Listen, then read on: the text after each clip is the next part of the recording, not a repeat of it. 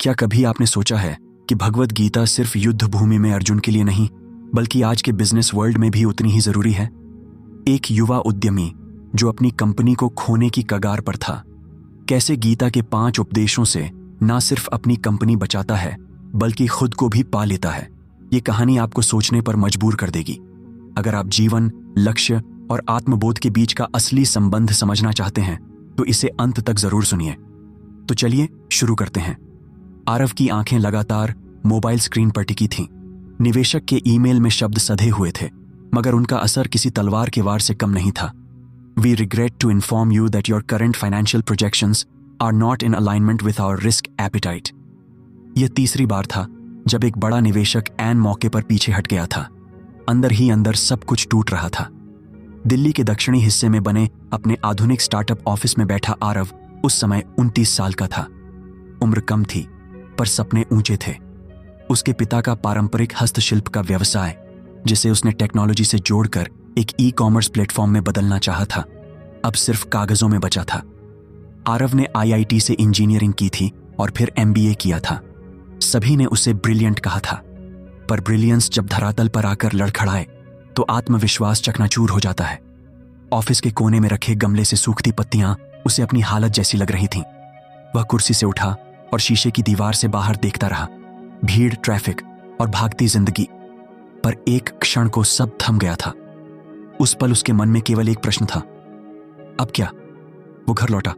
मां ने पूछा भी, सब ठीक है ना? पर वह मुस्कुराकर छुपा गया। मगर उस रात वह नहीं सो पाया।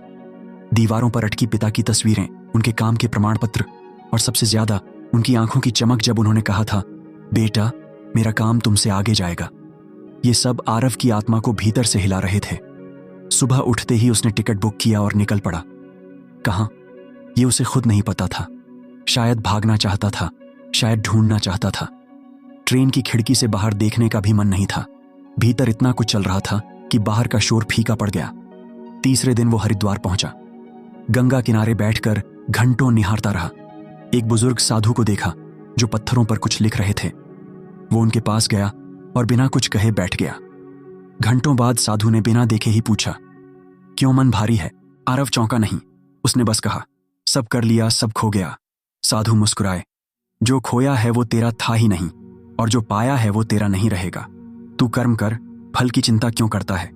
आरव ने ध्यान दिया। ये वही पंक्ति थी जो उसके दादा पढ़ा करते थे, कर्मण्येवाधिकारस्ते मा फलेषु कदाचन। पर यह आज किसी तलवार की तरह चुभी और राहत भी दी। आपका नाम क्या है? उसने पूछा। नाम में क्या रखा है? तू अगर अपने कर्म पहचान ले तो नाम की जरूरत नहीं पड़ेगी। वो कुछ दिन वहीं रुका। धीरे धीरे बातों से पता चला कि ये साधु कभी एक CEO थे, बहुराष्ट्रीय कंपनी चलाने वाले, करोड़ों की संपत्ति के मालिक। पर एक दिन सब छोड़ दिया। क्यों? इस पर वो कहते, मैंने बहुत कुछ पाया पर खुद को खो दिया था। एक दिन उन्होंने आरव से कहा, तेरे पास जो बिजनेस था वो तुझसे पहले भी था और तेरे बाद भी रहेगा। सवाल यह है कि तू उसमें क्या जोड़ पाया। आरव चुप हो गया। साधु ने एक पत्थर की ओर इशारा किया जिस पर लिखा था, do the work without attachment and surrender the results to God. कर्म कर, फल की चिंता मत कर। साधु ने दोहराया। आरव की आंखें भर आईं। उसने कहा, पर मैंने तो सब कुछ उसी फल के लिए किया था। फंडिंग मिले, मार्केट कैप्चर हो, ब्रांड बने। मैं तो हर डिसीजन इसी डर से लेता था कि अगर नहीं हुआ तो। यही तो तेरी हार की जड़ है, साधु ने शांति से कहा। फल के डर से जो कर्म किया जाए वो व्यापार नहीं, बंधन बन जाता है। तू परिणाम को कंट्रोल करना चाहता है, पर परिणाम तो तेरे हाथ में था ही नहीं। तू सिर्फ कर्म का अधिकारी है। उनके शब्द सीधे हृदय पर लगे। आरव को पहली बार एहसास हुआ कि उसने अपने सारे प्रयास उस डर के आधार पर किए थे जो भविष्य के नियंत्रण से जुड़ा था। उसने खुद को बुद्धिमान समझा, पर बुद्धि को भय से संचालित किया। साधु ने अगले दिन कहा, तेरे पास अब कुछ नहीं है और यही सबसे बड़ी पूंजी है। जब कुछ नहीं बचता तभी सबसे अच्छा बनाया जा सकता है। तू दोबारा काम शुरू कर, लेकिन इस बार सिर्फ कर्म के लिए, फल के मोह से परे। आरव ने पूछा, लेकिन क्या सिर्फ सोच बदलने से सब बदल जाएगा? साधु हंसे, सोच नहीं, दृष्टि बदल। दृष्टि बदलती है तो स्थिति अपने आप बदलती है। तू अब फिर से उस काम को देख जिसे तूने शुरू किया था। तूने क्यों शुरू किया था? आरव बहुत देर तक सोचता रहा। उसने अपने पिता के उस बयान को याद किया जो उन्होंने आखिरी बार कहा था, हम सिर्फ चीजें नहीं बेचते, हम भारतीय शिल्पकारों की आत्मा बेचते हैं, उनकी कला, उनका स्वाभिमान। उसे समझ आया कि वह शुरुआत में इस व्यापार को इसलिए आगे बढ़ा रहा था ताकि इन कलाकारों को ग्लोबल पहचान मिल सके। पर फंडिंग की होड़, मार्केटिंग के झूठे वादे और प्रतिस्पर्धा की आग ने उसकी दृष्टि को बदल दिया था। अब उसे बस रेवेन्यू चाहिए था, भरोसा नहीं। वह हरिद्वार में 12 दिन रुका, गंगा के किनारे बैठकर साधु के साथ ध्यान करता, गीता पढ़ता और अपनी आत्मा की आवाज सुनता। उसने गीता का पहला उपदेश अपने खून में उतार लिया। फल की चिंता नहीं करनी है, सिर्फ कर्म करना है। वापसी की रात ट्रेन में वो बेचैन नहीं था, बल्कि शांत था। उसने अपनी डायरी में लिखा, पहले मैं हार से डरता था, अब निष्काम कर्म को गले लगाता हूं। अब काम को पूजन समझता हूं। मैं वापस लौट रहा हूं, पर इस बार एक नई दृष्टि के साथ। दिल्ली लौटते ही उसने ऑफिस का पहला काम किया। पुराने बकाया खातों को साफ किया, कर्मचारियों से क्षमा मांगी और अपनी टीम को फिर से इकट्ठा किया। ये वही लोग थे जो पहले असहज हो गए थे उसकी जिद और परिणामों के मोह को देखकर। अब वह अपने विचारों को खुलकर साझा करता, हर निर्णय में केवल यही पूछता, क्या ये हमारे मूल उद्देश्य से जुड़ा है? धीरे धीरे सब बदला। उस कंपनी की वेबसाइट, जिस पर फ्लैशी एड्स हुआ करते थे, अब साधारण और सच्चे शब्दों से भरी थी। We don't sell products, we deliver traditions. उसने टीम मीटिंग में पहली बार गीता का श्लोक सुनाया और सबको चौंका दिया। हम सब कर्मयोगी हैं, उसने कहा। जो भी काम करें उसे पूरे समर्पण से करें, लेकिन बिना इस सोच के कि इससे हमें क्या मिलेगा। किसी ने ताली नहीं बजाई, पर सबकी आंखों में कुछ चमका। नए प्रोजेक्ट शुरू हुए, फंडिंग नहीं आई, पर आत्मविश्वास आया। एक छोटे कलाकार की कहानी को वीडियो में बदलकर अपलोड किया गया और वह वायरल हो गया। उस कलाकार को इंटरनेशनल ऑर्डर्स मिलने लगे। कुछ महीने बाद एक पुराना निवेशक लौटा। उसने कहा, आप में अब एक अलग क्लैरिटी दिख रही है, हम सपोर्ट करेंगे अगर आप उस क्लैरिटी को मेंटेन रखें। आरव मुस्कुराया। अब उसे इन्वेस्टमेंट की चाह नहीं थी, बल्कि अपना उद्देश्य पूरा करने की शांति थी। वह हर हफ्ते एक दिन गीता पढ़ता और जब भी कोई बड़ा निर्णय आता, वह खुद से पूछता, क्या मैं सिर्फ कर्म कर रहा हूं या फल का लालच इसमें छुपा है? एक दिन साधु का एक पत्र आया, तूने पहला पाठ आत्मसात कर लिया है, अब तैयार हो जा दूसरे पाठ के लिए। स्वधर्म, नकल से दूर रहना, अपने धर्म को पहचानना। अर्जुन को भी यही समझाया था कृष्ण ने। दूसरों का धर्म सुचारू दिख सकता है, पर आत्मा को धोखा नहीं दे सकता। तेरा अगला युद्ध तुझसे ही है। जय हो। आरव ने पत्र को बंद किया और आंखें बंद की। उसे पता था अब उसकी अगली परीक्षा है अपने रास्ते को पहचानने की, न कि दुनिया के रास्तों पर चलने की। पर इस बार वो तैयार था, क्योंकि अब वो जानता था कि फल का मोह नहीं, केवल कर्म की साधना ही सच्चा व्यापार है। आरव की जिंदगी अब पहले जैसी नहीं रही थी, लेकिन उसकी चुनौतियां खत्म भी नहीं हुई थीं। पहले उसका संकट भीतर से था, डर, मोह और असफलता का भय। पर अब जो सामने था वह बाहरी था और उतना ही घातक।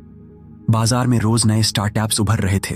हर कोई AI पावर्ड या ब्लॉकचेन एनेबल्ड कहकर वही प्रोडक्ट बेच रहा था जो कभी आरव ने भारतीय हस्तशिल्प से शुरू किया था। उसकी टीम में कुछ लोग लगातार सलाह दे रहे थे, हमें भी थोड़ा ट्रेंड के हिसाब से चलना चाहिए, थोड़ा फास्ट फैशन, थोड़ा इंपोर्टेड डिजाइन, तभी हम स्केल कर पाएंगे। कुछ ने यहां तक कह दिया, अगर हमें सरवाइव करना है तो दूसरों की स्ट्रैटेजी कॉपी करनी होगी। आरव चुप रहता, लेकिन भीतर एक द्वंद्व चल रहा था। क्या वाकई अपना रास्ता चुनना चाहिए या फिर वही करना चाहिए जो सब कर रहे हैं? एक दिन एक निवेशक से मीटिंग थी। वो शख्स जो पहले एक मल्टीनेशनल ब्रांड में CMO रह चुका था, सीधे बोला, आपका स्टोरी अच्छा है, पर बिजनेस तो मार्केट के नियमों से चलता है। आज अगर सारे लोग बोहोचिक चाहते हैं तो आपको वहीं बेचना चाहिए। आपके हस्तशिल्पकारों को ट्रेनिंग दीजिए और उन्हें ग्लोबल टेस्ट के मुताबिक ढालिए। आरव के सामने दो रास्ते थे, या तो वो उन कलाकारों से उनके लोक संस्कृति के प्रतीक बदलवा देता, या फिर धीमी मगर ईमानदार वृद्धि को अपनाता। रात को देर तक वो जागता रहा। उसने अपने पुराने दस्तावेज निकाले। अपने पिता की लिखी एक डायरी उसमें मिली। उसमें एक जगह लिखा था, तू अपने मार्ग पर चल, चाहे वह धीमा हो, पर वह तुझे अंततः सत्य तक ले जाएगा। दूसरों के मार्ग पर चलकर तू केवल प्रतिस्पर्धा करेगा, आत्मा नहीं पाएगा। अगली सुबह उसने साधु को एक पत्र लिखा, मुझे लगता है दुनिया जिस दिशा में जा रही है उसमें मेरा मार्ग बहुत पुराना और स्लो है। क्या मुझे सबकी तरह बदल जाना चाहिए? जवाब उसी दिन आया, एक पंक्ति का, श्रेयान स्वधर्मो विगुणः परधर्मात् स्वनुष्ठितात्। उसी के नीचे साधु ने लिखा, तू अपने धर्म में भले उसमें कमियां हों फिर भी अधिक सुरक्षित है बनिस्बत उस धर्म के जो तेरा नहीं। दूसरे के मार्ग पर सफलता भी आत्महत्या होती है। आरव को एक झटका लगा। वह समझ गया कि यह केवल टेक्नोलॉजी की बात नहीं थी, यह आत्मा के मार्ग की बात थी। अगर वह उस सांस्कृतिक आत्मा को छोड़ देता जो उसके ब्रांड की बुनियाद थी, तो वह सब कुछ खो देगा, even if it appears profitable. अगले ही दिन उसने एक कठिन निर्णय लिया। कंपनी के प्रोडक्ट डिजाइन हेड ने एक नया कैटलॉग बनाया था जो तेजी से बिक सकता था, मगर उसमें असली हस्तशिल्प की आत्मा नहीं थी। वह डिजाइन कॉपी किए गए थे अंतरराष्ट्रीय वेबसाइटों से। आरव ने उन्हें अस्वीकार कर दिया। टीम में गहरी खामोशी थी। कुछ लोगों ने नाराज होकर इस्तीफा भी दे दिया, कुछ ने उसे टू आइडियलिस्टिक कहा, पर आरव शांत था। उसी सप्ताह उसने राजस्थान के एक छोटे गांव में अपने मुख्य कारीगर खेमराज जी को एक वीडियो कॉल किया। उनकी आंखों में झुर्रियां थीं, पर आत्मा चमक रही थी। बेटा, क्या हालचाल? खेमराज जी ने पूछा। आरव बोला, बाबा, मैं आपसे कुछ पूछना चाहता हूं। अगर आपकी कला को थोड़ा बदलकर बेचा जाए तो शायद वो ज्यादा बिके, लेकिन उसमें आपकी पहचान नहीं रहेगी। आप क्या कहेंगे? बूढ़े आदमी ने बिना रुके कहा, बिके तो अच्छा है, पर अगर मेरी कला मेरी नहीं रही तो वो क्या बिकी? आरव की आंखों में कुछ भीग गया। ये उसकी आत्मा की अंतिम पुष्टि थी। उसने उसी हफ्ते एक नई पहल शुरू की, स्वधर्म सीरीज। इसमें उन्होंने हर कलाकार की अपनी पारंपरिक शैली, उनकी संस्कृति, उनकी कहानी को केंद्र में रखा। मार्केटिंग में ट्रेंड्स की बजाय अब लोक कथाएं, कलाकारों की जीवन शैली, उनके गांव, उनकी कहानी दिखाई जाती। धीरे धीरे यह पहल वायरल होने लगी। लोग सिर्फ चीजें नहीं खरीद रहे थे, वो एक आत्मा खरीद रहे थे, एक विरासत, एक सच्चाई। पर यहीं पर फिर आया एक बड़ा झटका। एक प्रसिद्ध डिजाइन प्लेटफॉर्म ने उनके ही कलाकारों की डिजाइन को थोड़ा मॉडिफाई करके बड़ा कलेक्शन लॉन्च कर दिया। मीडिया में उसकी तारीफ हो रही थी। लोगों को लगने लगा कि वही असली है। आरव की टीम फिर बंटी। कुछ लोगों ने कहा, हम भी ऐसा करें, थोड़ा अडेप्ट करें, थोड़ा मिलाएं, आखिर सर्वाइवल तो जरूरी है ना। आरव की आत्मा फिर डगमगाई। क्या उसे अब भी अपने धर्म पर टिके रहना चाहिए? वो साधु को फिर से मिलने गया। इस बार गंगा किनारे वो बैठे हुए थे और कुछ चावल नदी में छोड़ रहे थे। आरव ने उनसे पूछा, क्या दूसरों की नकल करके जीतना पाप है? साधु ने सिर हिलाया, नहीं, पाप नहीं, पर आत्महत्या जरूर है।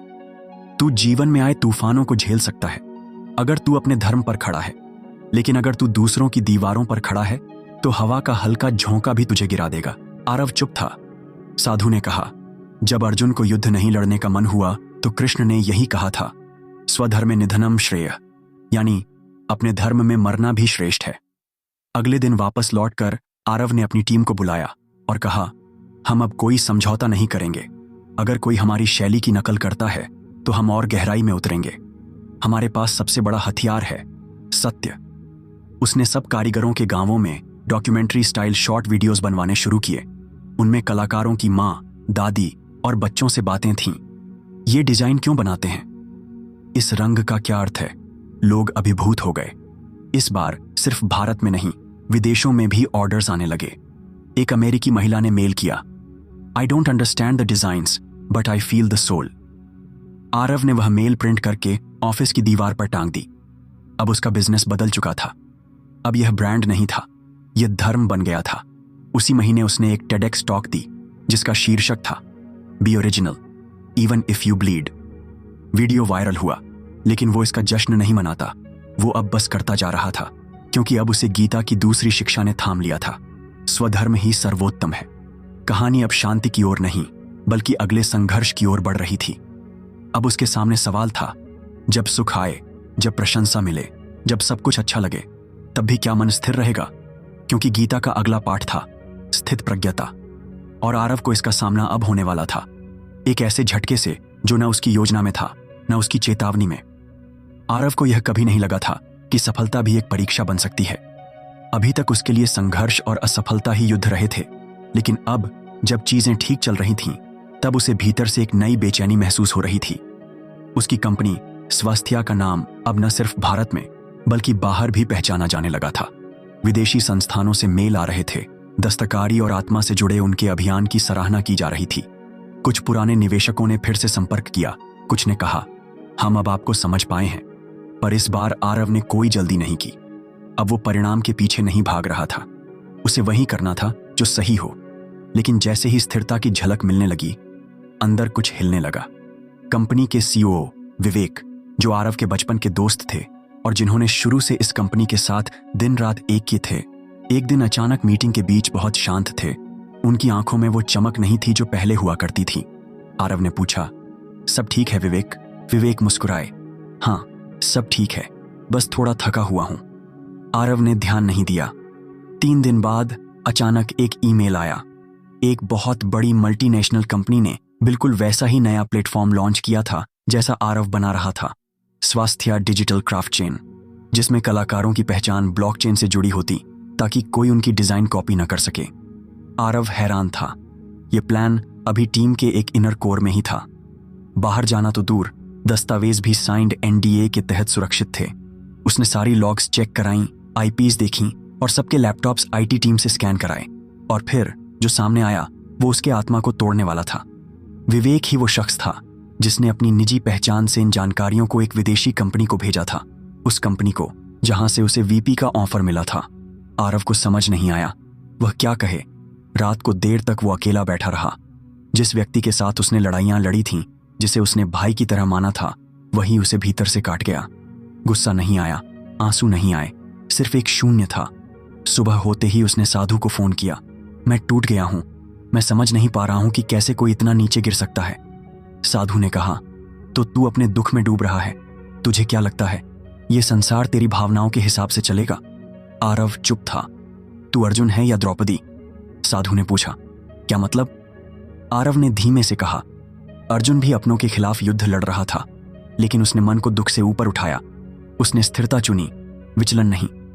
उसके बाद उन्होंने गीता के 2 श्लोक सुनाए, दुखेष्वनुद्विग्नं न सुखेषु विगतस्पृह वीतराग भय क्रोध स्थित धीर मुनिरुच्यते, और फिर समत्वम योग उच्यते। आरव बहुत देर तक मौन रहा। फिर उसने पूछा, क्या इसका मतलब यह है कि मुझे परवाह ही नहीं करनी चाहिए? कोई धोखा दे तो मैं भावशून्य बन जाऊं? नहीं, साधु बोले, पर इसका अर्थ है कि तू अपने कर्म और धर्म से विचलित ना हो। तू दुख में डूबा रहे, यह तेरा विकल्प है। स्थिर रहे, यह भी तेरा अधिकार है। सुख दुख में समान रहना ही वास्तविक ज्ञान है। आरव ने फोन रख दिया और एक लंबी सांस ली। उसी दिन उसने विवेक को बुलाया और एक शांत बैठक की। कोई चिल्लाहट नहीं, कोई आरोप नहीं। क्या यह सच है? उसने सिर्फ यही पूछा। विवेक की आंखें झुक गईं। हाँ, उसने कहा, माफ करना आरव, मैं लालच में आ गया। आरव बस देखता रहा। मैं जानता हूं तुमने मुझे हमेशा भाई माना, पर मुझे लगा इस रास्ते पर चलकर मैं जल्दी आगे निकल सकता हूं। आरव ने कुछ नहीं कहा। बहुत देर तक खामोशी रही। फिर उसने सिर्फ इतना कहा, मैं तुम्हें माफ करता हूं, लेकिन मैं तुम्हें साथ नहीं रख सकता। विवेक उठकर चला गया। आरव वहीं बैठा रहा। टीम में यह बात फैल गई। कई लोग परेशान हुए, कुछ हिल गए, कुछ सोच में पड़ गए। अब क्या होगा? लेकिन आरव का चेहरा स्थिर था, न कोई चिंता, न कोई खुशी। किसी ने पूछा भी, आप परेशान नहीं हैं? उसने मुस्कुराकर जवाब दिया, मैं केवल कर्म कर सकता हूं, फल क्या होगा यह अब मेरा विषय नहीं है। और तब एक गहरा परिवर्तन हुआ। टीम को उसमें एक ऐसी शक्ति दिखी जो पहले नहीं थी।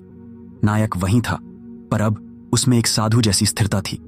उसने कंपनी का एक नया कोड ऑफ एथिक्स जारी किया। कोई भी आइडिया, कोई भी योजना पहले सत्य और धर्म के पैमाने पर जांची जाएगी, न कि बाजार के। और अगर कोई हमें कॉपी करे तो हम उससे ऊपर उठकर फिर से कुछ नया बनाएंगे। अब उसका काम ध्यान बन चुका था। वह हर सुबह 1 घंटा ध्यान करता और फिर काम शुरू करता। हर नई योजना में सिर्फ 2 सवाल पूछता। 1, क्या यह काम हमारी आत्मा के अनुकूल है? 2, क्या इससे किसी के साथ अन्याय तो नहीं हो रहा? धीरे धीरे एक चमत्कार होने लगा। वह मल्टीनेशनल कंपनी जिसने उनका आइडिया चुराया था, उसी के प्रोडक्ट में लीगल चैलेंज आया, क्योंकि जिन कलाकारों की डिजाइन उन्होंने इस्तेमाल की थी, उन्होंने ही केस फाइल किया था आरव की कंपनी की मदद से। ये एक नैतिक विजय थी और बाजार में भी उसका असर दिखा। एक बड़ा मीडिया हाउस आया और उसने आरव पर डॉक्यूमेंट्री बनाई, the man who chose stillness over success. Aarav ने उस वीडियो के अंत में एक बात कही, मुझे किसी ने धोखा दिया और मैं टूट सकता था, लेकिन गीता ने मुझे याद दिलाया कि सुख दुख, जय पराजय, लाभ हानि, सब में समत्व ही असली योग है। हम जितना जल्दी ये सीख लें, उतना ही हम स्थिर होकर आगे बढ़ सकते हैं। अब उसकी कंपनी सिर्फ व्यापार नहीं थी, बल्कि एक साधना थी। और वो अब केवल एक उद्यमी नहीं, बल्कि एक कर्मयोगी था, जिसने स्थित प्रज्ञता और समत्व की शक्ति को जीवन में उतार लिया था। अब बस एक अंतिम परीक्षा बाकी थी। जब आप सब कुछ खो देते हो, तब तो समझ आता है कि खुद को संभालना क्यों जरूरी है। लेकिन जब सब कुछ आपके पास हो, प्रसिद्ध, पैसा, सम्मान, तब क्या आप खुद को खो देंगे? क्योंकि अब आरव को गीता का 5वां और सबसे गूढ़ पाठ मिलने वाला था, ज्ञान, योग और आत्मबोध का। जहां ना कोई ग्राहक था, न निवेशक, वहां केवल एक प्रश्न था, मैं कौन हूं? बाहर से सब कुछ व्यवस्थित था, कंपनी ने अपनी जगह बना ली थी। स्वास्थ्य अब सिर्फ एक ब्रांड नहीं था, बल्कि एक आंदोलन बन चुका था, लोक कला, आत्मा और भारतीयता को फिर से जीवित करने का। हर हफ्ते कोई ना कोई इंटरव्यू, मीडिया कवरेज या डॉक्यूमेंट्री सामने आती, लेकिन इन सब के बीच आरव शांत था। उसे ना कोई उत्साह था, ना कोई घमंड। वह बस प्रतिदिन अपने कर्म में लगा रहता, जैसे कोई योगी अपनी साधना में बैठा हो। पर भीतर एक प्रश्न बार बार उठता, क्या यही था मेरा लक्ष्य? उसने सब कुछ पाया था, लोगों की सराहना, आत्मसम्मान, संतुलित मन, एक नैतिक व्यापार, लेकिन फिर भी कहीं कुछ अधूरा था। ऐसा लगता जैसे वो किसी दरवाजे के सामने खड़ा हो, मगर उसे खोलने से डरता हो। वो फिर एक दिन साधु के पास गया। अब की बार साधु बहुत शांत थे। उन्होंने मुस्कुराकर पूछा, अब क्या शंका है वत्स? आरव ने धीरे से कहा, मैंने सब कुछ कर लिया, सब सीख लिया, गीता के पहले 4 उपदेशों को जीवन में उतार लिया, लेकिन अब जब मेरे पास सब है तो भी भीतर खालीपन क्यों है? साधु ने आंखें बंद कर लीं, फिर बोले, क्योंकि तू अब तक कर्म कर रहा था, लेकिन अब समय है ज्ञान को पाने का। और ज्ञान तब आता है जब तू स्वयं को देखे, स्वयं से भटके नहीं, स्वयं में प्रवेश करे। आरव मौन हो गया। साधु ने एक और श्लोक पढ़ा, न ही ज्ञानेन सदृशम पवित्रमिह विद्यते। इस संसार में ज्ञान से बढ़कर कोई भी पवित्र वस्तु नहीं है। आरव ने पूछा, तो क्या ज्ञान किताबों में है, उपदेशों में? साधु ने कहा, नहीं, ज्ञान सिर्फ अनुभव में है। तू अब तक दुनिया को बदल रहा था, अब खुद को बदल। सत्य जान कि तू कौन है, केवल एक सीईओ, एक बेटा, एक विजनरी, या कुछ और। उस रात आरव ने कुछ नहीं किया, सिर्फ बैठा रहा अपने आप से। कई साल बाद पहली बार उसने गहराई से अपने जीवन को देखा, बचपन से लेकर अब तक। उन क्षणों को जब वह पहचान चाहता था, जब वह अपने पिता को गर्वित करना चाहता था, जब वह सफलता के पीछे भागता था, जब वह डरा हुआ था। और फिर उसने खुद से सवाल किया, क्या मैं वो हूं जो मैंने किया है, या वो हूं जिसे मैं करना चाहता हूं? वो रात अश्रु से भीगी थी, लेकिन वो दुख के नहीं, प्रकाश के आंसू थे। सुबह उसने एक निर्णय लिया। उसने कंपनी के बोर्ड को बुलाया और कहा, मैं अब सीईओ नहीं रहूंगा, मैं अब सिर्फ एक साधक रहूंगा। मैं स्वास्थ्य को ऐसे लोगों को सौंपना चाहता हूं जो अब इस उद्देश्य को आगे बढ़ाए। सब चौंक गए। आपका मतलब आप कंपनी छोड़ रहे हैं? नहीं, मैं सिर्फ अपनी भूमिका छोड़ रहा हूं। मैंने इसे अपने आत्मा की खोज के लिए शुरू किया था। अब मैं आत्मा की खोज में आगे जाना चाहता हूं। यह कंपनी अब मुझसे नहीं, अपने उद्देश्य से चलेगी। कई लोगों की आंखें नम हो गईं। कुछ ने कहा, आपने हमें सिर्फ काम नहीं, अर्थ दिया है। उसी सप्ताह उसने हर कर्मचारी के लिए एक पत्र लिखा। मैंने गीता से सीखा कि कर्म का अधिकार मेरा है, पर फल का नहीं। मैंने सीखा कि मेरा धर्म दूसरों से अलग है। मैंने सीखा कि सुख दुख में स्थिर रहना ही योग है। और अब मैं अंतिम बात सीख रहा हूं। मैं शरीर, नाम, पद या स्थिति नहीं हूं। मैं सिर्फ एक साधक हूं, एक साक्षी। अब मैं स्वयं में उतरना चाहता हूं, ताकि जान सकूं मैं कौन हूं। इसके बाद वह हिमालय की ओर निकल पड़ा। 3 महीने बाद उसकी कोई खबर नहीं थी। मीडिया में अटकलें थीं। आरव अब कहां है? कुछ ने लिखा, the monk who didn't just sell his Ferrari but also his title. लेकिन एक दिन एक गुमनाम गांव में किसी ने उसे देखा, एक स्कूल में बच्चों को हस्तकला सिखाते हुए और साथ में गीता के श्लोकों की सरल भाषा में व्याख्या करते हुए। उसे पहचानने वाला पत्रकार वहां पहुंचा और पूछा, आप अब क्या कर रहे हैं? आरव मुस्कुराया, अब मैं वही कर रहा हूं जो मुझे करना चाहिए था, ज्ञान बांटना, जीवन को देखना, स्वयं को जानना। ये कंपनी नहीं, ये शरीर नहीं, ये पद नहीं। अब मैं अपने आत्मा को सीईओ मानता हूं। पत्रकार ने पूछा, क्या आप दोबारा लौटेंगे? अगर कर्म बुलाएगा तो लौटूंगा, पर तब तक मैं स्वयं को पहचान रहा हूं। उस रात वह अकेले ध्यान में बैठा था। पूर्ण शांति थी, कोई लक्ष्य नहीं, कोई चिंता नहीं, कोई भाग दौड़ नहीं। और वहीं उसे वह ज्ञान मिला जिसे कोई शब्द नहीं बांध सकते। स्वयं का बोध। उसने देखा कि जिस व्यापार को उसने साधना बनाया वो सिर्फ एक बाहरी रूप था। असली यात्रा तो अब शुरू हुई थी, अहंकार से शून्यता की ओर। अंततः उसने गीता को केवल पढ़ा नहीं, जिया। वो जान गया कि मैं कर्मयोगी हूं जब तक मेरा शरीर है, मैं भक्त हूं जब तक मेरा मन है, लेकिन मैं ज्ञानी हूं जब मुझे एहसास हो जाए कि मैं कुछ भी नहीं हूं, सिर्फ साक्षी हूं। वहीं से उसकी कहानी समाप्त नहीं हुई, बल्कि वहीं से उसकी असली कथा शुरू हुई। अगर इस कहानी ने आपके सोचने का तरीका बदल दिया हो तो वीडियो को लाइक जरूर करें, अपना अनुभव कमेंट में बताएं और ऐसी ही गहराई से भरी प्रेरणादायक कहानियों के लिए सब्सक्राइब करें, क्योंकि अगली कहानी शायद आपकी जिंदगी बदल दे।